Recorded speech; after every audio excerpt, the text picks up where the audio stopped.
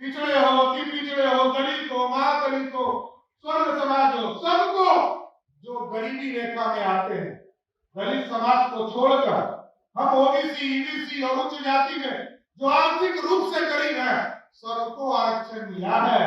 15 साल तक लालू प्रसाद जी का बिहार में सत्ता रहा साथियों। आरक्षण किसको दिया? एक व्यक्ति को आरक्षण लालू जी ने नहीं दिया। आरक्षण किसको दिया? अपनी पत्नी राबड़ी देवी को मुख्यमंत्री बनाया। फिर कहा कि मेरे बेटा को बिहार का उप मुख्यमंत्री बनाओ, दूसरे बेटा को बिहार सरकार में मंत्री बनाओ। और जब रामकृपाल यादव जी ने लोकसभा में बेटी को हरा दिया तो कहा इसको राज्यसभा में भेज दो। दूसरे तरफ नीतीश बाबू हमारे बड़े नेता है, हम लोग तो उनको आदर देते रहे, लेकिन वो क्या क्या बोलते हैं हम लोग को भी पता नहीं चलता। तो उनके खिलाफ बोलने में भी हम ही लोग को शर्म लग रहा है। वो क्या बोल जाएंगे ये हमको भी पता नहीं। अब तो हम ही लोग को लगता है अरे भाई बिहार के मुख्यमंत्री और हम विरोधी दल के लोग। भारतीय जनता पार्टी वो पार्टी है जिसको सबका साथ, सबके विकास की बात करती है। और आप सोचिए हमारे आराध्य अधिकार रामचंद्र बाबू, ऐसे तो ये अपने आप में रामचंद्र है, लेकिन हम लोग लड़कू समाज से आते हैं। समता पार्टी का 1994 में गठन हुआ। हम तो नीतीश कुमार जी को मुख्यमंत्री बनाने के लिए साथियों 88 दिन तक जेल में रहा। 95 में लालू प्रसाद जी ने जेल में रखा, मेरे घर तोड़ दिए गए, लेकिन उनको याद नहीं। हम लोग तो चाहते थे बिहार बदले और लड़कू समाज आगे आए। लड़कू समाज ठीक कहा कि 450 वर्षों से प्रभु श्री राम भी इंतजार कर रहे थे कि कोई भगीरथ आए, हमको भी एक पक्के मकान में, पक्के राम मंदिर में ले जाने का काम करे। तो आज हम बताना चाहते हैं पटेल साहब की जयंती पर कि 22 जनवरी 2024 को आप सभी लोगों को निमंत्रण देता हूं कि आप भव्य राम मंदिर में चलकर अयोध्या में पूजा करने का काम करें।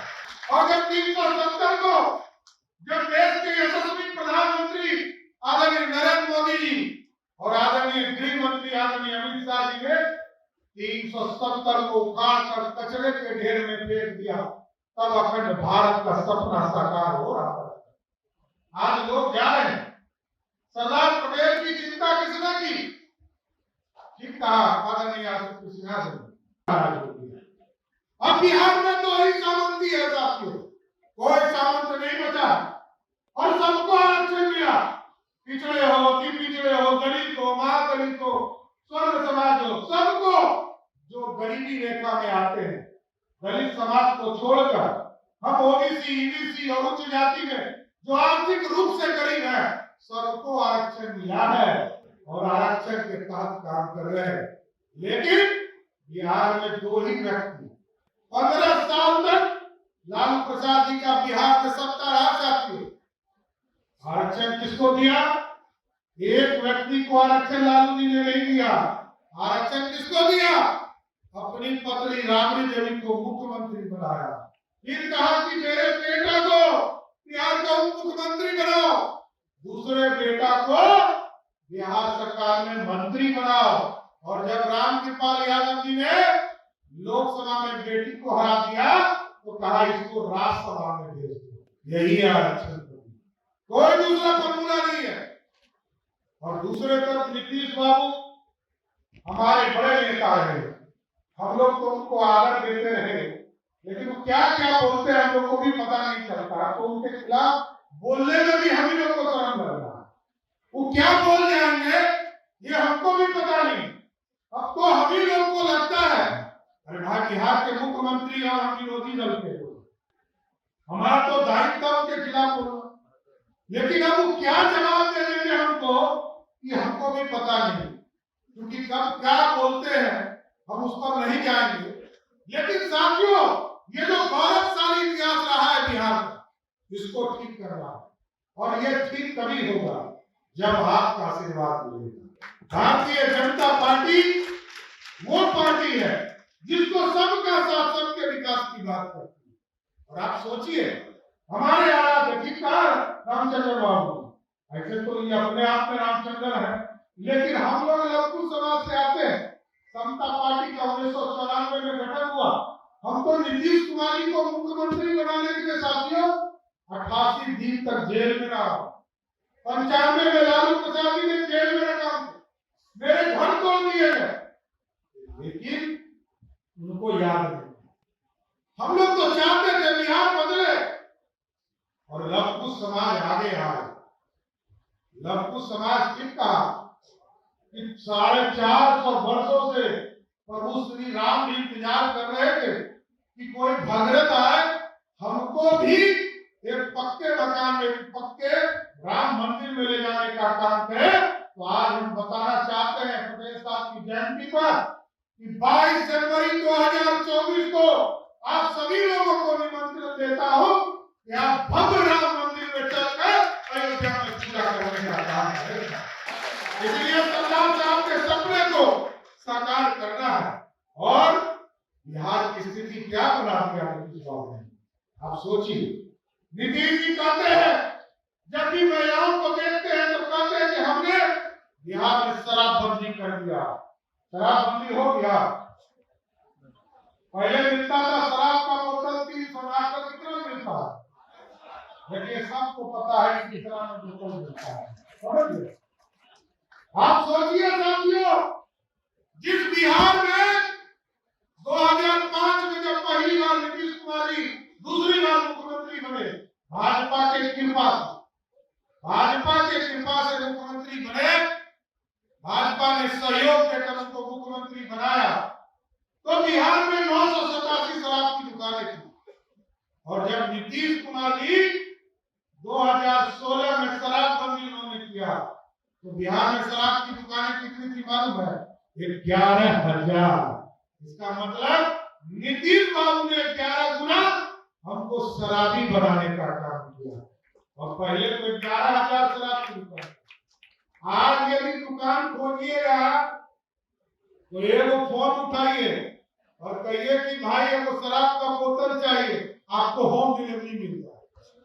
यही है नीतीश बाबू का शासन।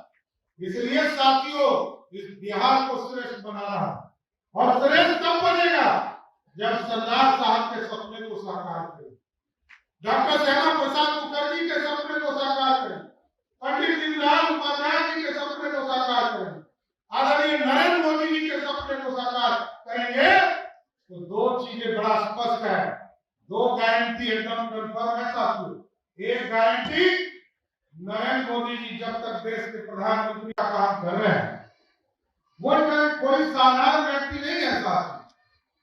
जिस व्यक्ति ने इस अखंड भारत का सपना देखा, आज इस भारत की बात करते हैं, आदरणीय आरसीपी सिन्हा जी और आदरणीय विजय सिन्हा जी ने जिस बातों को रखा, आज यदि सही में सरदार पटेल, क्योंकि लंबी बात इन लोगों ने रखी है, सरदार पटेल यदि देश के प्रधानमंत्री हुए होते तो मैं गर्व से कहता हूं, जो अखंड भारत का सपना पंडित चाणक्य ने देखा था, सम्राट अशोक ने देखा था, आज जो हिंदुस्तान है इससे 3 गुना भारत बड़ा हिंदुस्तान होता।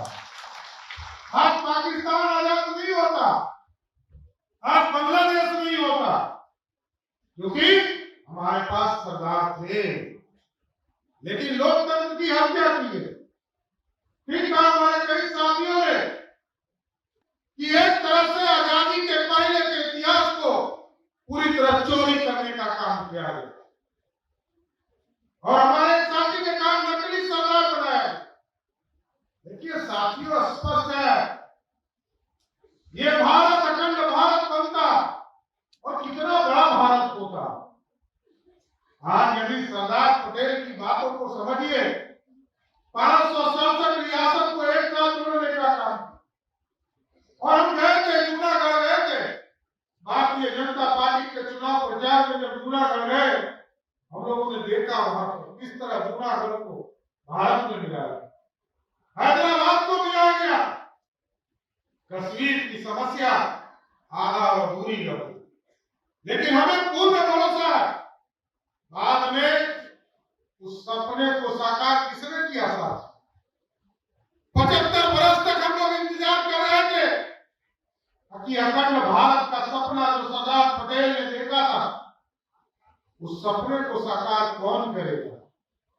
लोग कहते थे 1996 में जब समता पार्टी और भाजपा का गठबंधन हुआ तो आदरणीय नीतीश बाबू ने कहा कि इसको अलग करके रखिए, इसको नहीं बात करना, 370 पे बात नहीं करेंगे, राम मंदिर पर बात नहीं करेंगे।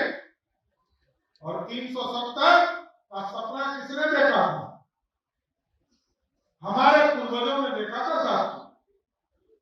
सम्राट अशोक यानी पंडित चाणक्य के नाम से जिन्होंने इस अखंड भारत का सपना देखा, उसका उपराजधानी श्रीनगर था और पूरे देश और दुनिया में राज करते थे। लेकिन लव कुश समाज की बात आती है तो आदरणीय नीतीश बाबू को पेट में दर्द हो जाता है और उनको बीच बीच में कीड़ा काट लेता है कि प्रधानमंत्री बनना और कुछ नहीं।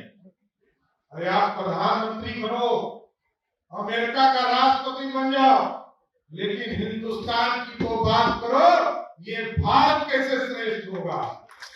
और जब 370 को जब देश के यशस्वी प्रधानमंत्री आदरणीय नरेंद्र मोदी जी और आदरणीय गृह मंत्री आदरणीय अमित शाह जी ने 370 को उखाड़ कर कचरे के ढेर में फेंक दिया, तब अखंड भारत का सपना साकार हो रहा था। आज लोग जा रहे हैं। सरदार पटेल की चिंता किसने की? ठीक कहा आदरणीय सिन्हा जी सामने कि एक तरफ लिबर्टी ऑफ स्टैचू था, जो दुनिया में एक मूर्ति था जो अमेरिका से दिखाई देता था, और आज यूनिटी ऑफ स्टैचू किसी ने बनाया तो देश के यशस्वी प्रधानमंत्री नरेंद्र मोदी